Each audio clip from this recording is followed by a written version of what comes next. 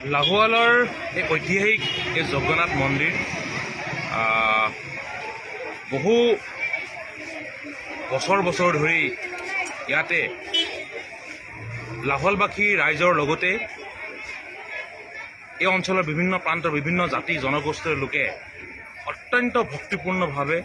আধ্যাত্মিক চিন্তা চৰ্চাৰে এই ৰথযাত্ৰা প্ৰতি বছৰে পালন কৰি আহিছে। ই সঁচাকৈ আমাক সকলোকে আনন্দিত প্ৰদান কৰে আৰু এটা খুব ভক্তিভৰা পৰিৱেশ আৰু আধ্যাত্মিকতা এটা পৰিৱেশ এই অঞ্চলত বিৰাজ কৰে। বিভিন্ন জাতি জনগোষ্ঠীৰ ভাষা-ভাষী লোকে ইয়াত অংশগ্ৰহণ কৰে। প্ৰভু জগন্নাথৰ আশীৰ্বাদ ল'বৰ বাবে লোক সমবেত হয় আৰু এই জগন্নাথ মন্দিৰভাগি এই ডিব্ৰুগড় জিলাৰ বা তিনিচুকীয়া জিলাৰ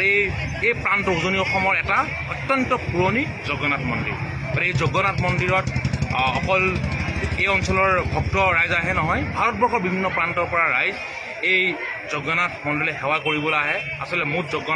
মূল এই জগন্নাথ ভাগিত সেৱা কৰি সকলোৱে পবিত্ৰভাৱে ইয়াৰ পৰা যায় আৰু আজি আমিও পৰম্পৰা এগৰাকী এওঁলোকৰ ৰজা নিৰ্বাচন কৰি এই ৰজাগৰাকীৰ যোগেদি পূজা অৰ্চনা কৰা হয় আৰু আজিও আমি এই অভাজনক এই পবিত্ৰ কামফেৰা কৰিবলৈ আমাক এই